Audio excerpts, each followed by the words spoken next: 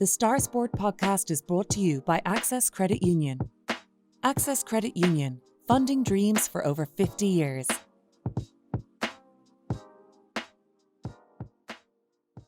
Close your eyes and pull like a dog. And a new Irish record for Phil Healy, 22.99.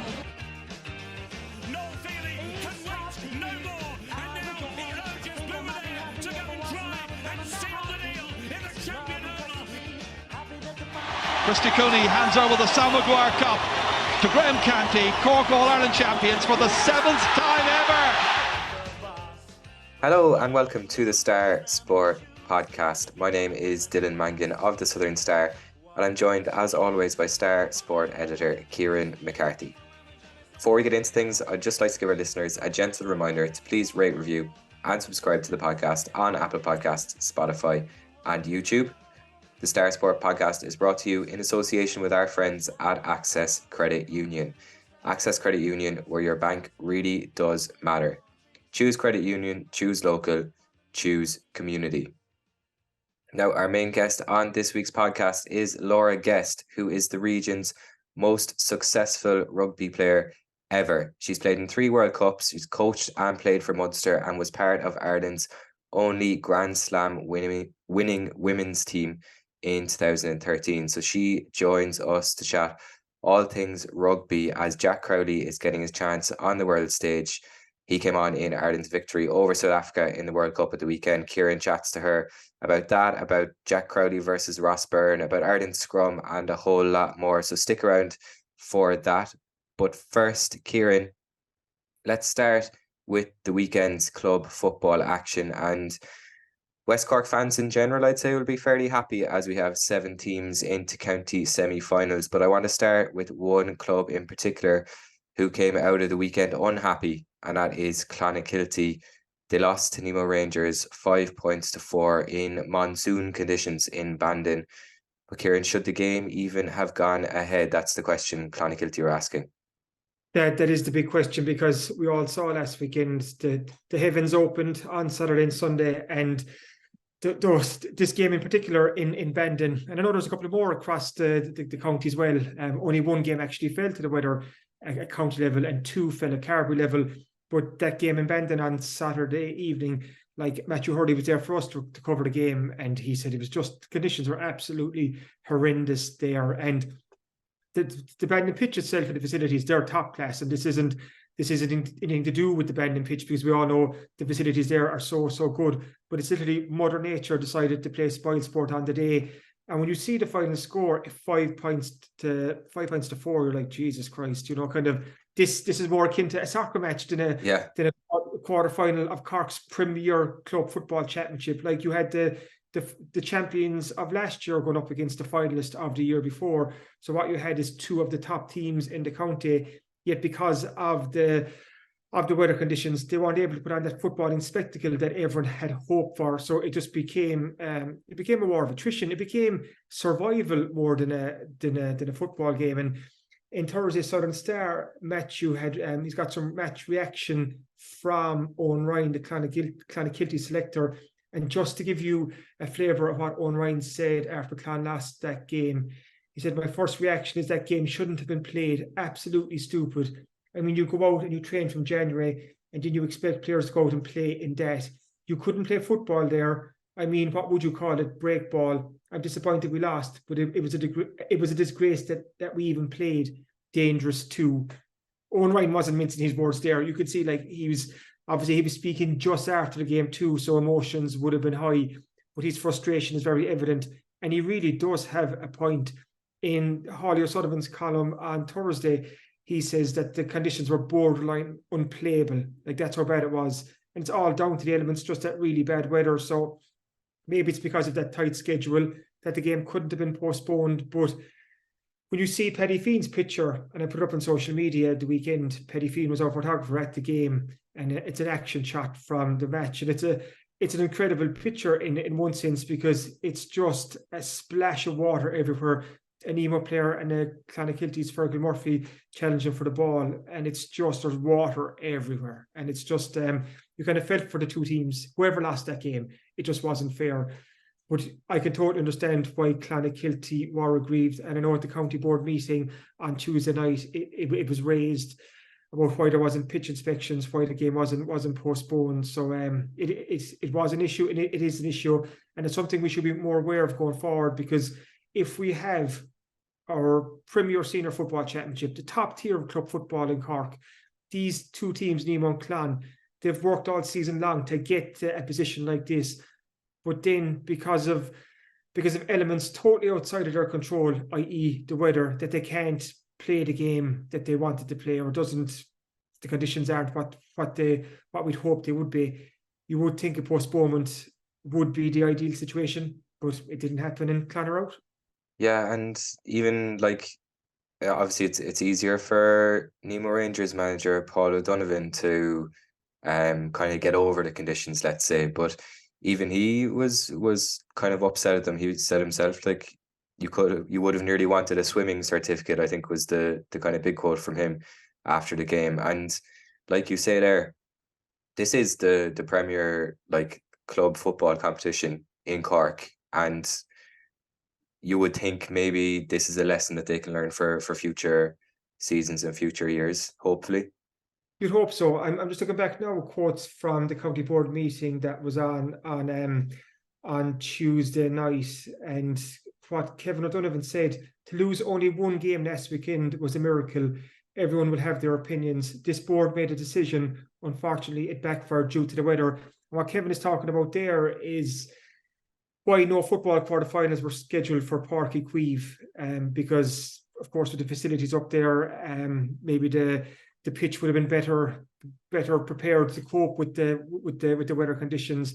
And he also said, we regret if people were under the misunderstanding that they would be in Páirc Uí Chaoimh, i.e. the football quarterfinals last weekend. So there's a lot of kind of elements at play here. Why want those games up in Páirc Uí Chaoimh? I think the county board felt that pushing the games back into regional venues was probably good for football, and I totally get that. Especially if it was a better weekend weather-wise. But maybe was there any suppose backup plan where, i.e. if the weather was so bad, can we bring these games up to Páirc Uí Chaoimh, or can we move them elsewhere, or can we postpone them? It seemed to be no backup plan in place for that. And the unfortunate thing is Clon are out now, and they're out kind of, and they'll be feeling sour because of how it unfolded. Like we said, Nemo are true, and Nemo are obviously the county champions, and they'll go forward now, but they'll be aware too that a game like this could have been decided with the one slip of a player on a way. So very fine margins, and it's Nemo that advanced, while Clon will have to think what might have been if it was a dry day. If it was a dry day indeed. But elsewhere in the championship, Castlehaven beat Ballincollig 14 points to 1-8, and they've set up yet another clash with St. Finbarrs in a county semi-final, Kieran. Yeah, this is a quadrilogy. I did Google this. I said, when it's a trilogy plus one, what is it? So it's a quadrilogy, or whatever that is. Yeah, so I can't get my pronunciation right in that one. So I don't think that one's going to take off. No, I don't think it is either. It's their fourth semi-final meeting in successive years, which is an incredible record. So we know there's a top three in Cork club football. You've Nemo, the Bars, and Castlehaven, and it's no surprise to see those three back in the semi-finals again. And for the fourth year in a row, we will have the Bars and Haven. So the Bars have won the last two semi-finals, and the Haven won back in 2020. So the latest instalment, it's scheduled for Sunday, October 8 in Páirc Uí Chaoimh. That's a 4 p.m. throw in there, and that'll be live on Rebels Online. That's going to be a huge game. Two of the best footballing teams in the county going head to head. The Haven are coming off the back of their quarterfinal win against Ballincollig in Enniskeane last weekend. Really good first half by Castlehaven. Ollie O'Sullivan in this week's Southern Star, he said it was their best performance, their best football of the year so far. In the second half, Ballincollig came back, made a game of it, drew level, but Castlehaven made their experience count. They got the scores that mattered in the end to get over the line. So that was a really good game for Castlehaven to get under their belts and also get over before they play the Bars, because it's just a test this team needed, because we saw the likes of Mark Collins play well, Brian Hurley play well, Damien Cahalan. So their big guns are coming to the fore at the right time. Their bench made a difference here too, which is quite important. So I think Castlehaven manager James McCarthy will be quietly confident going into this game in Sunday week, but also very cognizant of the fact that the Bars are just so good. Like the Bars, like it was a surprise last year that they lost the county final to Nemo Rangers. The Bars won the county final the year before, so they're an incredible team, and Haven will go in as underdogs. But like I said, this is the 4th installment, and I was doing a bit of research here as I do, Dylan. And you always hope, like, if you're looking at movies over the years, how many of these big, long series is the 4th movie the best one? Rocky IV, I came up with. Rocky went over to Russia and he beat Drago on Russian soil. So that's what I'm hoping for here. I'm hoping for Haven to almost kind of harness their inner Rocky to kind of deliver that knockout punch against the Bars on Sunday week. And then we'll have a West Cork team into the Premier Senior Football Final. Yeah, fingers crossed. And just a word as well, like we've kind of been speaking about them as they've grown into this tournament. And I think that probably is the phrase as well, that they have grown into it. Like we mentioned, obviously, in the West Cork Group of Death, as we were calling it earlier on in the year, maybe it was a case of just making sure they got through that, and they did. Now with that result against Ballincollig as well, you can see that they're kind of with each game growing as well, which can only be a good thing going into the semi-final. That's exactly it, because they haven't, by their own standards, they didn't set the world on fire in the group stage. They got off there, was the draw against Carby Rangers the first day out. Then after that, they beat Ferry Rovers, and then they went into the final game against Clonakilty in Bandon, and that was a cracking game that the Haven won by 2 points, and now they've beaten a good Ballincollig team by 3 points. So they are moving in the right direction. And what's important too is the likes of Brian Hurley, who's had his injury problems, they're getting minutes into him and he's getting sharper. Michael Hurley's playing quite well too at the moment. Like I mentioned, Damon Cahalan there, he really came to the fore against Ballincollig. Mark Collins got a couple of points. So they have a lot of those, their leaders, you call them, those big name players who've been there for the last number of years, who know what this stage of a competition is all about. So they haven't had those players dotted all over the pitch, and they're coming into their own now. And that's what you need. You need those leaders to kind of to spearhead it now and to drive it on. But then you have the younger lads too, the likes of the Jack Cahalan, who's been quite good in this campaign as well. So Haven have the players, but whether their collective is good enough to take down the Bars on Sunday week, we just have to wait and see. But they have more than a fighting chance. And looking at their recent meetings against Haven and the Bars in the last couple of years, 2020 and 21, it went to penalty shootouts to decide. The Bars had a couple of points to spare last year, but there's very little between these teams. And Haven will feel, and they will have benefited from that game against Ballincollig, so they'll be primed coming into this game. So really want to look forward to.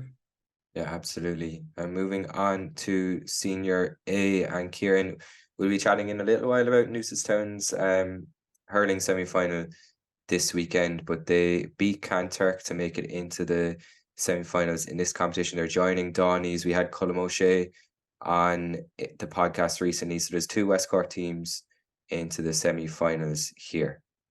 Yeah, and those semi-finals are both scheduled for Saturday, October 7th, both on in Páirc Uí Chaoimh and both live on Rebels Online too. Just in case we have more bad weather and fans don't want to travel, they'll be able to watch Newmarket against Newcestown at 3 o'clock, and that's followed by Dawneys and Knockdegree at 5 o'clock. So we have the potential of an all West Cork final here between Newcestown and Dawneys, and that really would be one to look forward to. But both teams have really tough games, I'll be quite honest. Knockdegree, they beat Ballingeary the weekend. Ballingeary rattled off the last couple of points in a row, but Knockdegree had the damage done by them. So you've Dawneys against Knockdegree. Dawneys, off the back of such an impressive group campaign, they got to sit out the quarter-final round. So it gave their players just a chance to get a good training block in, but also get a chance to draw breath as well before they turn to the semi-finals. So it's a dangerous game for, looking here, it's a dangerous game for Dawneys against Knockdegree. And then Newcestown against Newmarket. Like Newcestown, I know we'll chat about the hurling quite soon. They are the gift that keeps on giving. And all I can say to Newcestown, please never change, because this club has an incredible spirit. Like what we're talking about here is a rural West Cork club that is now through to county semi-finals, Senior A semi-finals in both football and hurling. And that's an incredible achievement. And it's a credit to the club, to the panels of both players, to the dual players on both teams, to the managements of both teams, but also just to the spirit of Newcestown, because we all know that there's a doggedness and a determination there. They never know when they're beaten. And in their quarter-final in the football in Coachford last weekend, they went all the way to a penalty shootout.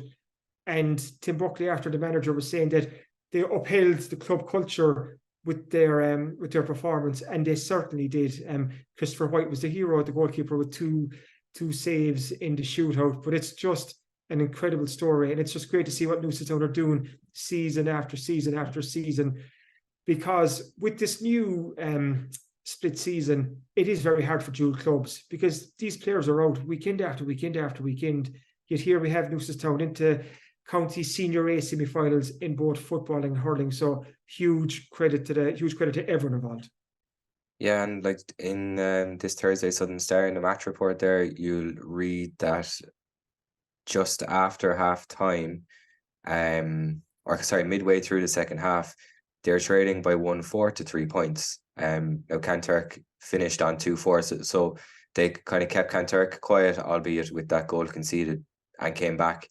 And so, like you say, it does just kind of showcase their spirit, which is brilliant. So hopefully they can continue that going in the semi-finals. But a word as well, Kieran, for the other West Cork team involved in the Senior A. They're in a relegation playoff, and unfortunately Island Rovers fell at the weekend. Yeah, and this is kind of one of the, I suppose, the low points of the weekend, if you want to call it like that, because Ireland are on a slippery slope at the moment. This is their second relegation in just 3 seasons. Go back to 2021, Ireland Rovers were a Premier Senior football team. Fast forward to 2024, they're going to be a Premier Intermediate team. So they've stepped from Premier Senior to Senior A, now down to Premier Intermediate. So just a tough time for Ireland. And their selector, Johnny Holland, was saying after the game, after the loss to Fermoy last weekend, that we must regroup. And no truer words can he say, because the club just needs to kind of stop this slide, press the reset, and really find their feet. I actually thought when Ireland went down to Senior A last year, I said, you know what, this might be the worst thing in the world for Ireland Rovers, because they're up at Premier Senior level and being very realistic, they weren't going to win that competition. So I was looking at a club like Donny's, who were down Senior A, who made the most of the opportunity, and they were putting back-to-back championship wins together for the first time in I don't know how many years. And I was thinking, okay, Ireland could do likewise here, just steady the ship, get back that winning feeling in the club again, because it can't be fun for these Ireland players to be losing game after game after game every year when they're talking about the championship. And I was working out there, Dylan, Ireland Rovers this year, they were relegated from Division 3 of the County Football League, and they won 2 games and last 7, and they've now lost 4 games in the championship. So there are 13, you could say, league and championship games this year. Ireland won 2 and they lost 11. And I'm sure one of the games they won was a walkover, but I could be corrected on that. But it's just, we are losing all the time. Like that cannot be fun. So the hope now is, and I really do, that the club can just press the reset button when it gets down to Premier Intermediate and just level off here, just stop this slide and just get back winning games again, and use Premier Intermediate as a base to build on, like a team like Donny's, who I'm using as an example, have done it in previous campaigns. And look at Donny's now doing it back into another county Senior A semi-final. So not a great time for Ireland Rovers, but hopefully now that they're going to hit the bottom, hopefully they have hit the bottom soon, that this is it, that they can start to kind of trend upwards again.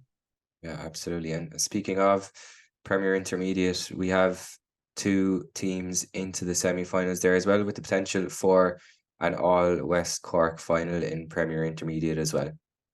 Yeah, Bantry Blues minus Ruideen got over their quarter-final last weekend, so they're now through to semi-final against Kilchannig. That's on October 7th, and the following day, October 8th, of Castletownbere against Kilnamatra. Castletownbere went straight into the semi-finals off the back of their impressive group stage form, while Kilnamatra got the better of Ivlera last Friday night in a big mid-Cork derby. And Castletownbere will be very wary of Kilnamatra, because John Evans' side is a very good team, and they were under pressure against Ivlera, but they rallied back in the second half. I think they were 6 down at one stage, and they ended up winning by 5. So, and it's a really good player. So that'll be a tough outing for Castletownbere. but they're a team on a high at the moment, as in all the Beara teams. There's 3 Beara teams through to county football semi-finals. We've Castletown Beara Premier Intermediate, we've Adrigal Intermediate A, and Orhan at Premier Junior. So just a good time for football in Beara to have their teams going well, because if you think back earlier in the year, Dylan, the Beara senior football team had to put out of the championship. They didn't field. But in one way now, you could see why the clubs wanted to concentrate on themselves as such, because 3 of them are now through to county semi-finals.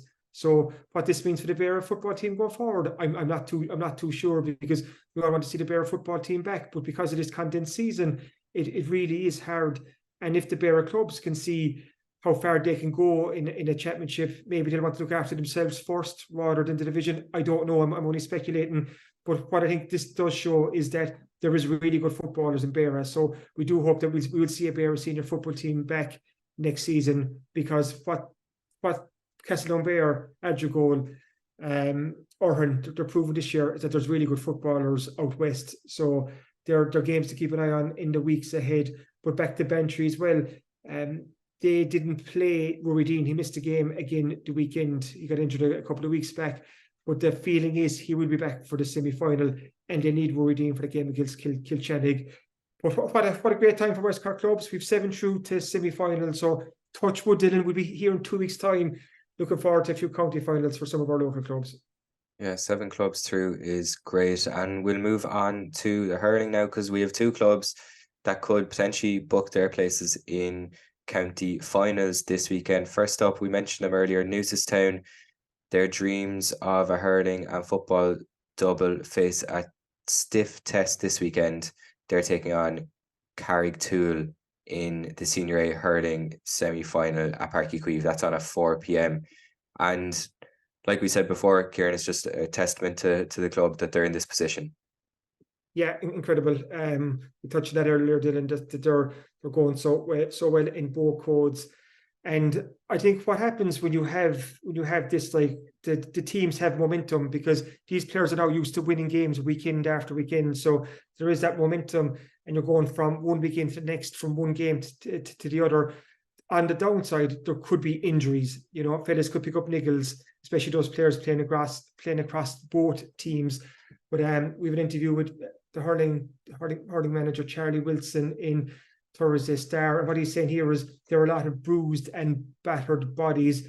There are a few niggling bits and pieces and injury concerns, but we'd be hopeful that all will be ready to go, and that's good news. That sounds to me that Newcestown hurlers have a clean bill of health, because this will be a really tough game. Carricktool they're a good side. Like they were really impressive in the group stage of this competition. I was looking at their form there. They topped their group. They beat Mallow very well in the first game. They beat Fermoy and Klein as well. So Newcestown they'll know that it's going to be a huge challenge. You know, Newcestown also topped their group. It's probably worth pointing out. Newcestown also had to come through a quarter final here, so they did that extra game under their belt. It's all up in Páirc Uí Chaoimh on Saturday. Good surface. Hopefully the weather will have subsided by then. Storm Agnes will have passed through as well. So hopefully the weather gods will smile on us this weekend, and just touch wood. It'll be great to see Newcestown go one step further and to get into county senior final. Yeah, absolutely. And elsewhere, from no wins, Kieran, in 3 previous county campaigns, Barry Rowe are 1 win from a county hurling final. That's in the Premier Junior Hurling Championship. And it's been a brilliant ride for them so far this season as well. Yeah, I have an interview with Danny Murphy, the Barry Rowe hurling manager in Thursday Southern Star, and we're just chatting about what I suppose I was asking him, what has happened in Barry Rowe, that a team can go from not winning a game in years and years in the championship to suddenly topping their group, to beating the likes of Ballygarvan, to beating Kilbrittain, their neighbours, to beating Milford, and now find themselves straight into a county adult semi-final, I think for the first time in 12, 13 years. I think the last time Barry Rowe got to this stage of a county championship, Danny Murphy himself was playing. He was in the full back line. They lost to Ballygarvan after a replay. So that's going back, I think it's 12 or 13 years. So, but this is one of the success stories of West Cork's GAA at the moment, Barry Rowe, because they're going well in the hurling. They're going very well in the Carby Junior A Football Championship as well. They're through to the semi-finals there. They beat Castlehaven in the weekend just gone, but their focus will be on Erin's Own this weekend now.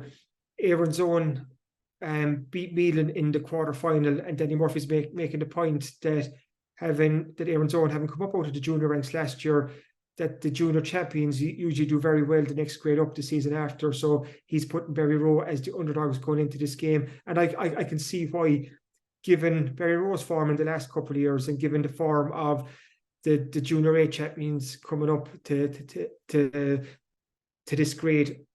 But that's not to say that Berry Row don't have the players who can win this game, because they certainly do. Straight away, I'm thinking of the O'Donovan cousins, Olin and Ryan. Like, they've been shooting the lights out, something incredible, both for the hurlers and the footballers. So when you have firepower like that at this level, it can make a difference. So yeah, we could have another chapter in this Berry Row fairy tale story this weekend. Yeah, hope it keeps going for them. That game is on Saturday in Carrigaline at 5 p.m. Now we're going to hear from Laura Guest in a moment, Kieran. You were chatting to her, but before we go to her, just a word, I guess, on Jack Crowley, because we saw at the weekend he came on in Ireland's statement win, landmark win, whatever you want to call it, against South Africa in the World Cup. And he came on in that game for Johnny Sexton and felt like he was in control of himself and had a lot of confidence as well.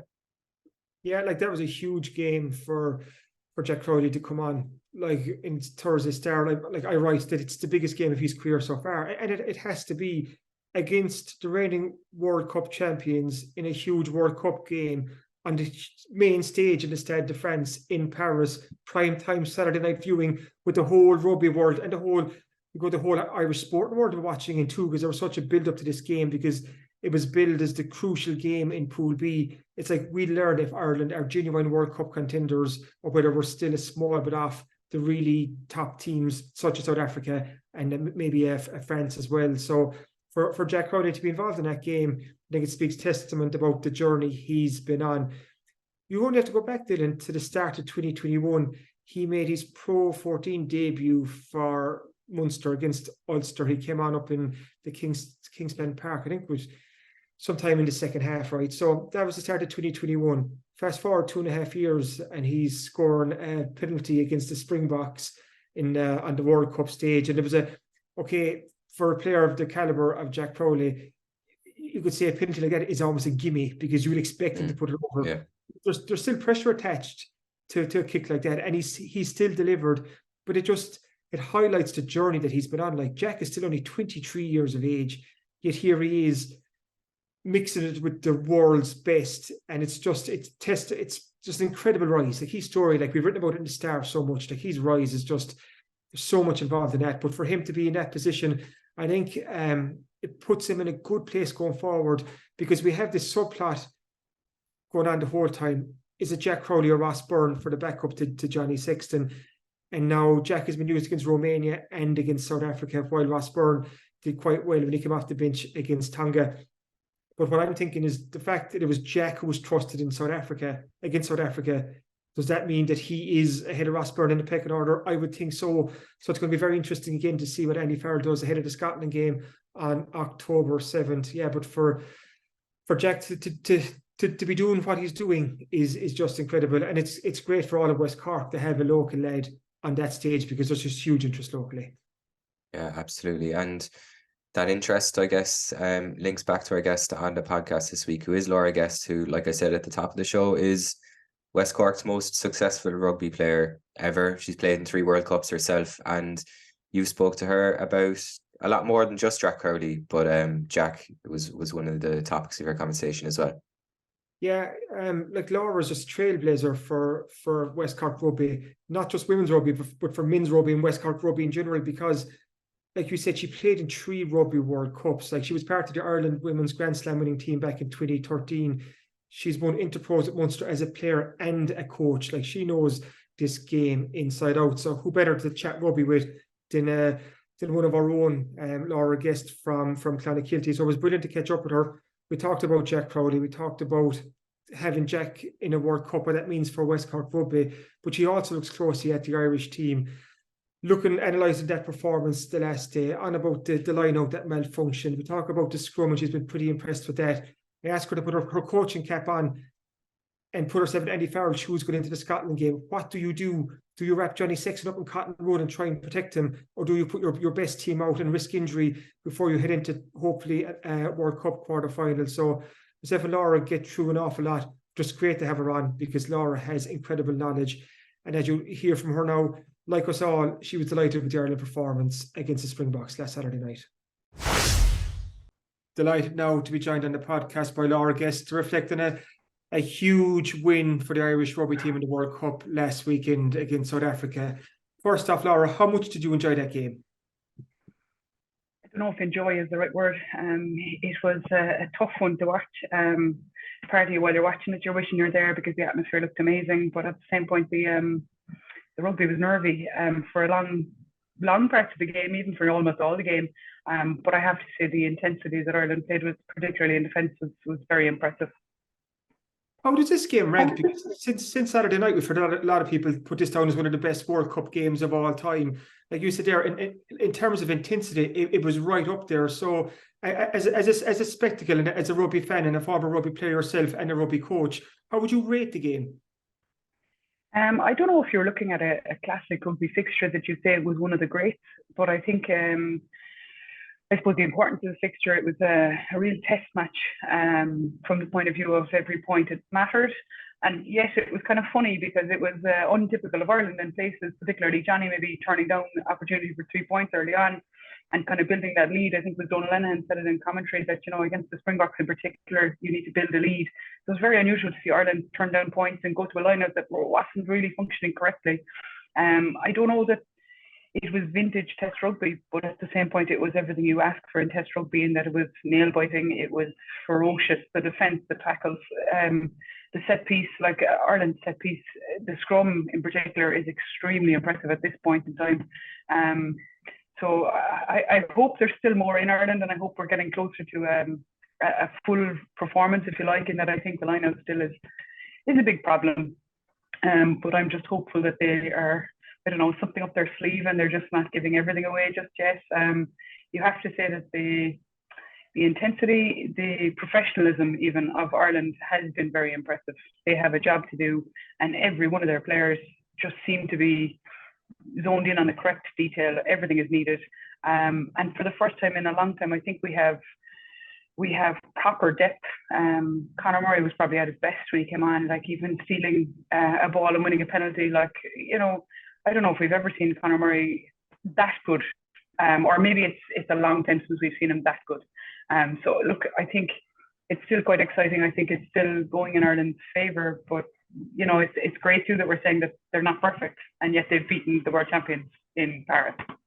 Does a result like this, Laura, elevate Ireland now as genuine contenders for this World Cup, beating the reigning champions, South Africa, obviously France there as well? You can never discount the All Blacks, but Ireland, #1 team in the world for the last while, but to go out and beat the Springboks in a World Cup, granted a pool game.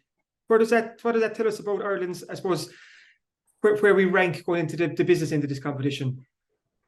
I think if we're honest, like, Ireland have always been contenders for this World Cup, given that they've been, like you say, world #1 for quite a few months now at this stage, and unbeaten and building that record all the time. And certainly having beaten all the top sides, regularly really throughout the last number of years. Like, Ireland have beaten New Zealand almost in all their attempts of late. You have to say Ireland are genuine contenders, but at the same point, our form and our World Cup history says that we can't get ahead of ourselves, and I think that's what this team are doing. They're not getting ahead of themselves. They're simply saying it's knockout rugby. I think Byrne was quoted saying it's knockout rugby. It's that simple. But this World Cup is very different. It's random in that, for the first time, like, obviously the draw is well documented at this stage, the draw being made 3 years out, and the kind of unfairness of the side of the draw. But this World Cup is very different as well, in that for the first time in history of the World Cup, Australia don't make a knockout. And also for the first time in the history of World Cup, you have Australia, South Africa and New Zealand all losing in a pool stage match, which has never happened before. So look, Ireland coming out of their pool and getting past the quarterfinal has never happened before. Let's hope we can keep the trend of new in this World Cup. What impressed you most about the Irish performance on Saturday night?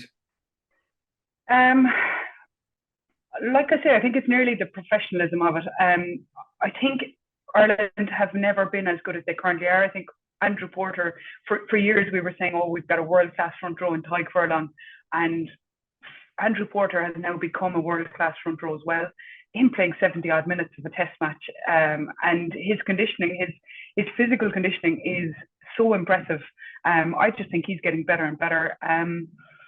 I think that the little details that Ireland have never really had of kind of the strength of their 23, I think at times we were a strong 15, maybe not a full strong 23. And I think then we've had injuries at the wrong time in World Cups. And so far they have a clean bill of health.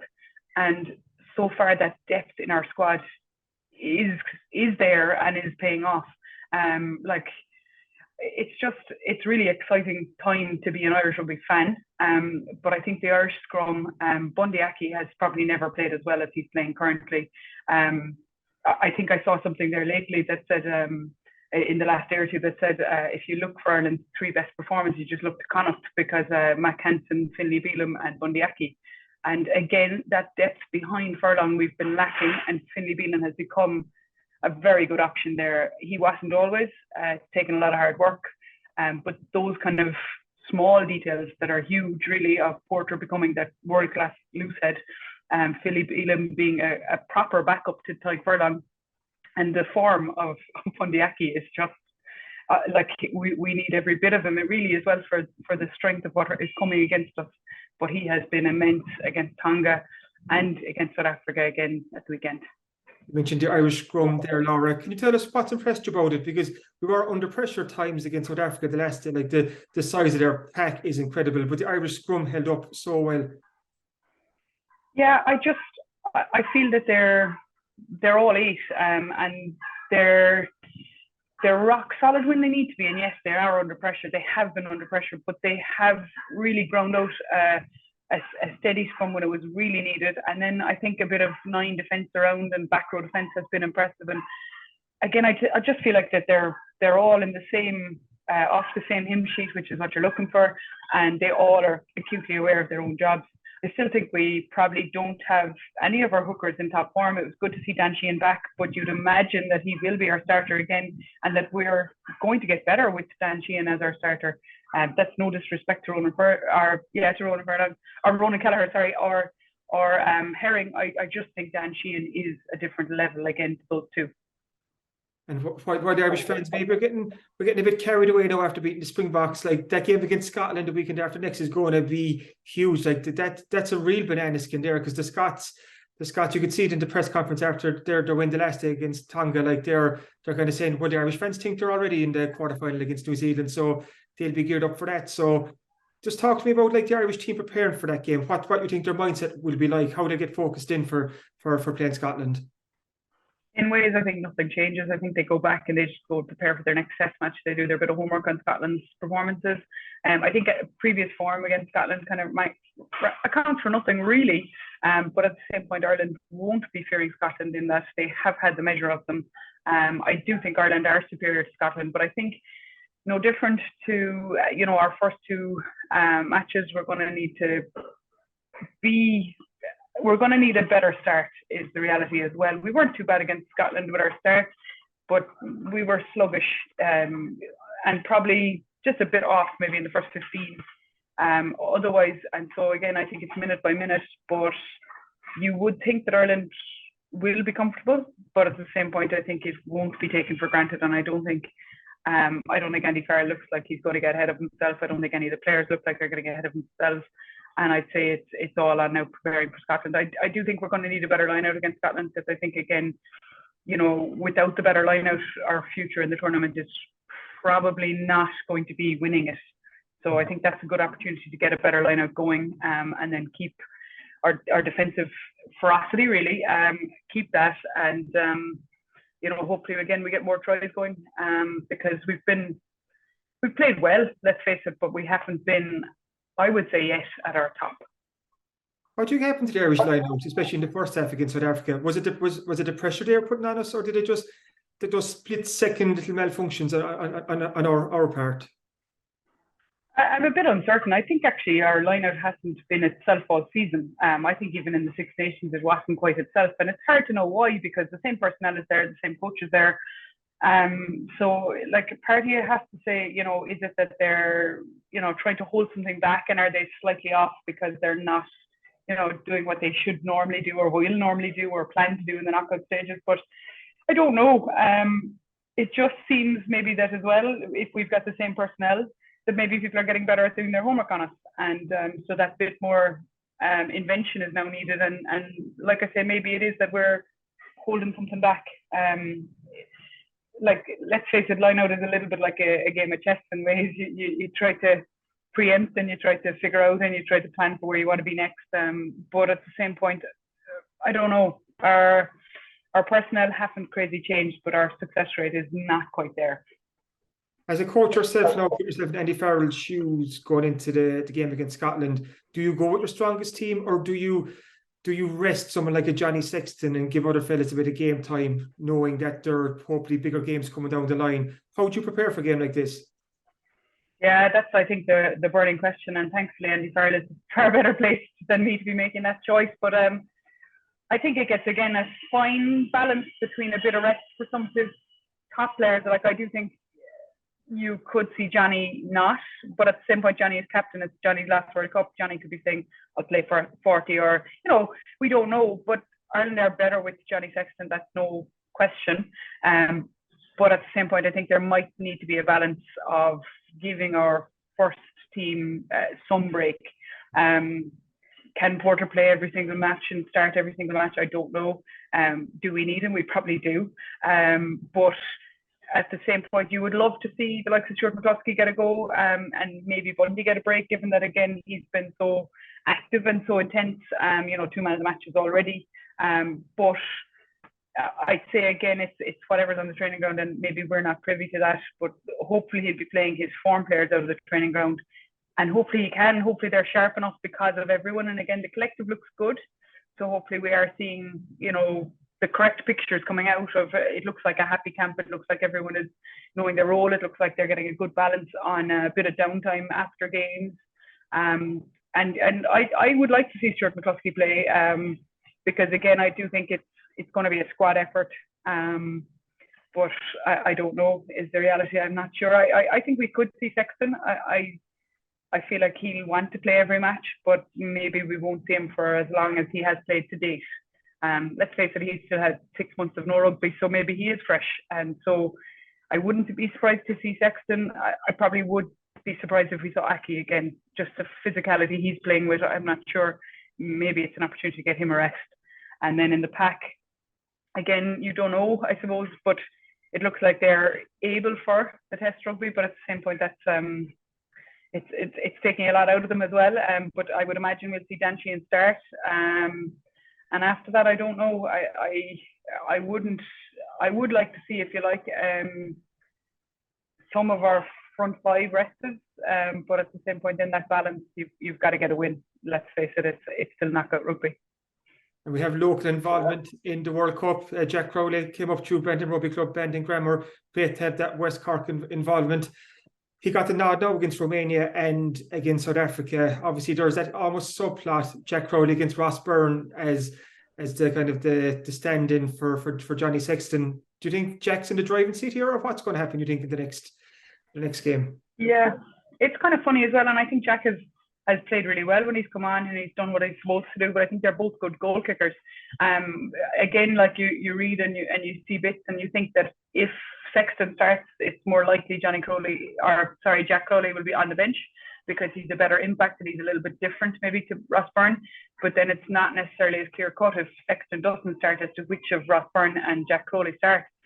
Personally, again, I suppose, you could say it's the West Cork connection, the Munster connection, but I think Jack Crowley is the person for the future. So I would love to see him start, and if Sexton wasn't to start. And I do think he's an exciting player. I think he's a gutsy player. And I think, he brings something that's a little bit different. I think Ross Byrne has been tried and tested, and we know we have safe hands with Ross Byrne, but he doesn't quite attack the game line. He sits a bit deep for even the backline's liking. And maybe just as a progressive Ireland, we probably need to see that youth as well as that bit more attacking flair maybe than Ross is capable of. But at the same point, Ross is a very good player, and he's been deserving of his place on that squad. But you'd hope that as we move further down the track, that Jack Crowley will remain the backup 10 on the bench. I think his ability maybe even to play in midfield, even though we don't quite need it, let's face it, this tournament, because we have some very good centres anyway, but he has played 10, he played 12, he played 15. That maybe pushes him sort of that bit ahead of Ross Byrne as a useful impact regardless, maybe. Laura, you put West Cork Rugby in the map. You played in numerous World Cups over the years. You won a Grand Slam with Ireland, and you did incredible things for women's sport in West Cork. But to have a Jack Crowley now, the first male West Cork player to play the World Cup, that's just great news and a great boost for West Cork Rugby. Absolutely, and we've said this numerous times, both male and female West Cork Rugby is in a good place. And, John Hadness, Gavin Coombs, these guys, they're, even the two Wycherley boys, they're doing their bit as well. I still think Gavin was a little bit unlucky. He wasn't given a chance in the warm-up matches before he was let loose from the squad and back to Munster. But it is amazing to see our first West Cork man in a World Cup squad, and hopefully the first of many. West Cork Rugby is in a really good spot. It's really good for Bandon Grammar. It's really good for Bandon Rugby Club to see Jack come through. And again, you can see the investment that both Bandon Grammar and Bandon Rugby Club have made in their underage, in their adults, in their facilities. It's paying off with somebody straight out of an under-20 into a Munster senior setup, and then straight into an Irish senior setup, really, and coping really, really well. So that's only good news. And again, the schools rugby is a good path, but at the same point, we don't need to forget that John Hadness didn't come through that schools rugby of Bandon Grammar. Likewise, Gavin Coombs came through Bandon Grammar, but he's a Skibbereen club man, and again, Skib have good underage structures. There's good Munster branch involvement, and again, Skib ladies even are doing really well. So it's not just the Bandons of the world, but it's really good to see West Cork Rugby, and it's really good to see representation for West Cork in a World Cup, as you say, a men's World Cup. It's hopefully first of many. We have a story this Thursday, Southern Star, Laura, about the Clonakilty bringing back their adult women's rugby team. Could we see a dramatic comeback for Laura? Yeah, it's funny. I went down to their opening of their new 4G, and it's really impressive facility. And I hear they have they're up in 15 or 18 signed up for their adult teams. That's great to see. I'm afraid my playing days, I'd say, are behind me. I'm not sure that's feasible, but I only met a girl I played with there a long time back. She was living in Abu Dhabi, and I met her recently for a coffee, and we were just saying I think the head would be willing. The disconnect, maybe the head and the body might be dangerous. But what did you think? You'd always think you'd love to, and you'd always think you'd be able, but I think the reality for me now says that I know I'm not. So I might be best just being a supporter. And as a supporter and rugby fanatic, final question. Exciting couple of weeks ahead for Ireland. How far can we go? I think I've said this before. I think if Ireland can maintain an injury-free squad, and so can pick their best 23 on each match, I do think we can go the whole way. But let's face it, with any tournament like this, there's a little bit of luck attached to it. And again, I think we just will need to keep the same sort of happy environment and a clean bill of health. If we have a clean bill of health, if we can fix up the line out a bit, I do think this team appear mentally stronger than previous versions. And you dare to dream in ways, but wouldn't it be amazing? I think if they don't go the whole way, I think they will be close. But I think they can go the whole way. Yeah. Oh, fantastic. An exciting few weeks ahead, like I said. And thank you again, Laura, for joining us on the podcast. Thanks very much, Karen. Thank you for the invite. The Star Sport podcast is brought to you by Access Credit Union. Access Credit Union, funding dreams for over 50 years.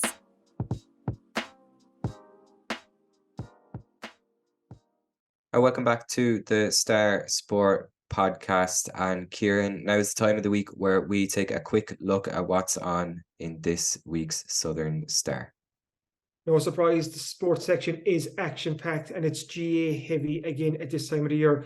We've all reports and the reaction from the County Football Championships last weekend. So for your Castlehaven v Ballincollig, your Clan v Nemo, Bantry Blues win against Nemo Rangers as well. Killamatra, Avlera, Newcestown, Island Rovers, it's all there. So plenty of reading for GAA fans this week. And we also have updates on the Cork Ladies Football Championships. O'Donovan Rassa are through to the County Junior A football final again. They lost there last year in the county final to Neva Bawn, but they're back again this year. So we have news and reaction from their manager, James O'Mahony, to their semi-final win last weekend. We also have an update from the Carberry Junior A and Junior B football championships, because there was postponements last weekend and those games will be rearranged for this week. But from the games that did go ahead, we've reports and reaction from Barry Rowe beating Castlehaven, while Ballinascarty beat Argadine Rangers. Interesting story too, Dylan. I caught up with Neville Burton. He's a director of rugby at Clonakilty Rugby Club, because the club had brought back their senior ladies women's team this year, and that's a really important move for the club, because they have put a lot into their underage girls structures in the last couple of years. They're now fielding teams from under 8 up to under 18. The next step was to get an adult team back there again, and we chat about that. And just to note that Laura Guest, we heard from there earlier, she was actually on the Clonakilty ladies rugby team in its previous guise. So and that's actually, that gave her the platform to go on to play for Munster, play for Ireland in 3 World Cups and win 36 caps. So just great to see Clonakilty Rugby. It's going so well on and off the field, because they opened their new 4G AstroTurf pitch there recently. We also have the West Cork soccer action. Togo Celtic are on top of the Premier. We've a roundup of the weekend action in the Schoolboys and Schoolgirls League. Drina Rangers won the Schoolgirls under 14 title. We also have an interview with the Byrne United football manager Tayo Fanzania about Byrne United being back in the Premier Division this year. Turning to motorsport for a second, the Facet Rally is on the end of October, and for the first time in 14 years, we're actually going to have a title decider here in West Cork, which is great news. That the national championship will be decided on the roads of West Cork. So Martin Walsh has all the latest on that. And we also had the King and Queen of the Roads was on in Ballincollig last weekend, and we had local interest there. The likes of Geraldine Curtin was involved, and Brian Wilmot from Bandon was up there too in action. So we're all the latest from the King and Queen of the Roads, where Thomas Mackle and Silk Tulk, that powerful Dutch bowler who comes over every year, wins the Queen of the Road title and heads back to the Netherlands. She did it again. So that's a bit of a spoiler for our listeners here, but you can read all the action in terms of Southern Star. Yeah, all that will be available in shops across West Cork from Thursday morning, along with a free home and garden supplement as well. So if you're looking to spruce up your home or looking for some gardening tips, pick up a copy of this week's Southern Star. That's free inside there. As always, if you're further afield or you can't make it to the shops, you can subscribe to the Southern Star and get it on your laptop, tablet or phone.